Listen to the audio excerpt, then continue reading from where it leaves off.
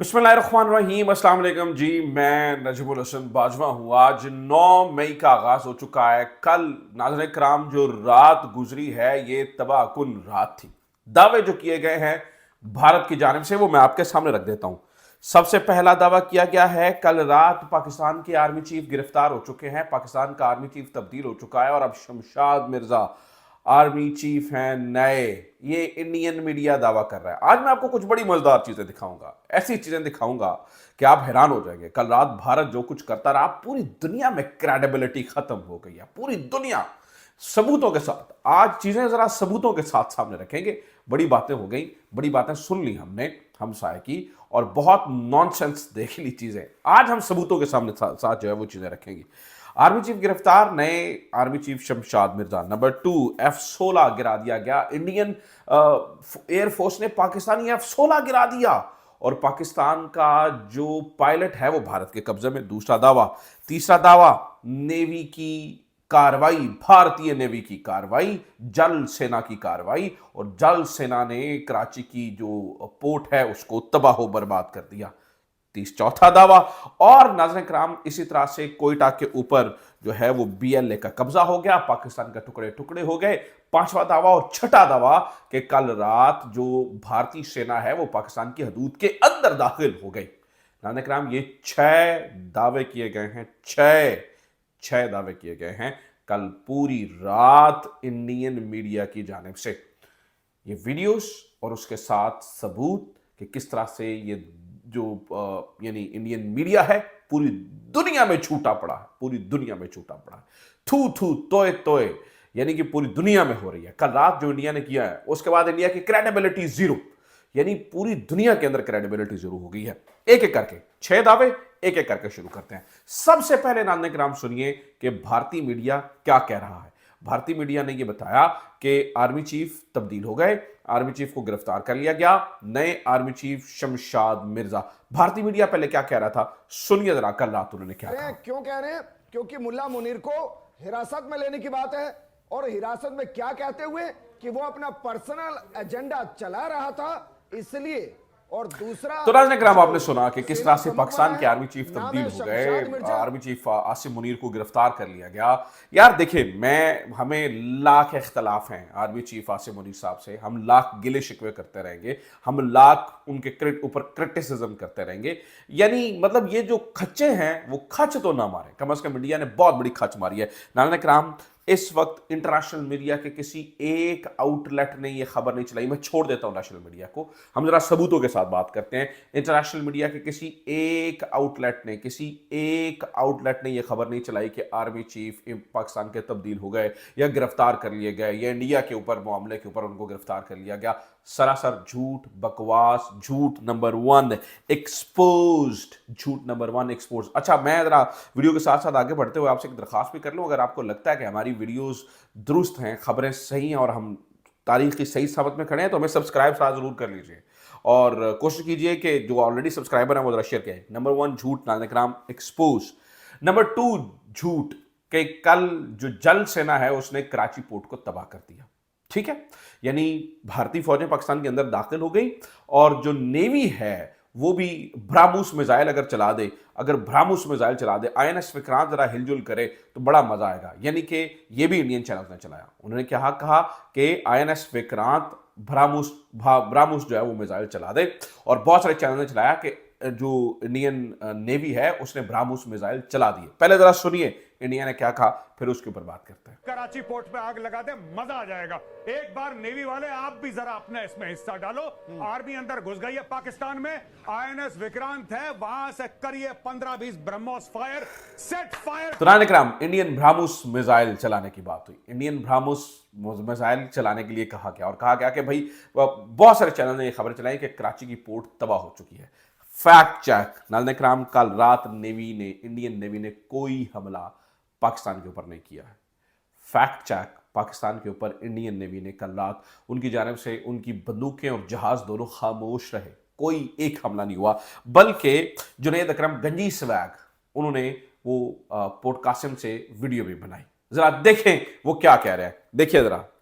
हो रही क्रेन, वो शिप लगे हुए हैं, कहाँ है?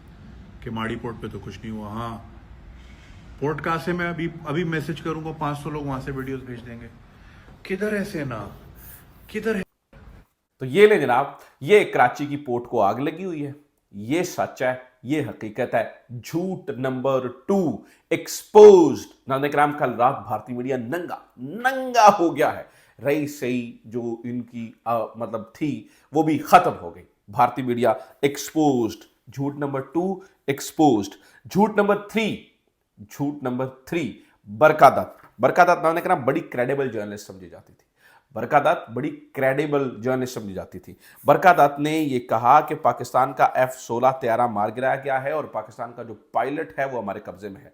बरकादत ने अपने ऑफिशियल ट्विटर अकाउंट के ऊपर आके ये बताया कि पाकिस्तान का F-16 तैयारा मारा गया है और 2 JF-17 थंडर तैयारे मारे गए हैं। इसके लिए नाज़रीन झूठ इस तरह से एक्सपोज हुआ कि जो इन्होंने सबूत के लिए DGI SPR की प्रेस कॉन्फ्रेंस चलाई, सरासर फेक, AI जनरेटेड, झूठ। और ये खबर भी सुन लीजिए कि इंडिया के बजाते खुद यानी कि इंडिया के जर्नलिस्ट राजदीप देसाई ने इस बात की पुष्टि की। उन्होंने कहा कि फॉग ऑफ वार के अंदर बहुत ज्यादा मिस इन्फॉर्मेशन।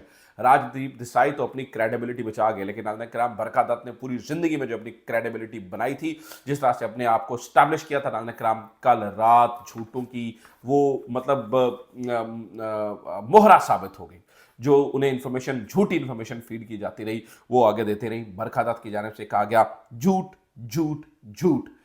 पाकिस्तान का कोई F-16 तैयारा नहीं गिराया गया, पाकिस्तान का कोई J-17 तैयारा नहीं गिराया गया, पाकिस्तान के तमाम तैयारे जो है वो महफूज हैं। ठीक है। अच्छा जनाब, एक और झूठ कि कोयटा के ऊपर कब्जा हो गया है। कोयटा के ऊपर कब्जा हो गया। सुनिए जरा भारतीय मीडिया क्या चला रहा है, फिर हम जरा देखते हैं। सुनिए जरा भारतीय मीडिया क्या बता रहा है कि कोयटा के ऊपर कब्जा हो गया। सुनिए जरा, देखना। कोयटा का इलाका है, वहां पर बलोच ने हमला कर दिया है। बहावलपुर, अब आप स्ट्रैटेजिक पॉइंट्स देखिए, मैं आपको यहां पर दिखा रहा हूं, देखिए। तो नाज़रीन, आपने सुना कि किस तरह से पाकिस्तान के ऊपर यानी कि पाकिस्तान के हिस्से बखिए खत्म हो गए हैं, सिर्फ पाकिस्तान का नामो निशान नहीं बचा। लाहौर की तरफ से इंडियन फौज अंदर आ गई है, इधर कोयटा के ऊपर कब्जा हो गया है, BLA काबिज हो चुकी है, पाकिस्तान के टुकड़े हो चुके हैं। ये नाज़रीन इनकी ख्वाहिश है। असल कहानी ये है कि झूठ।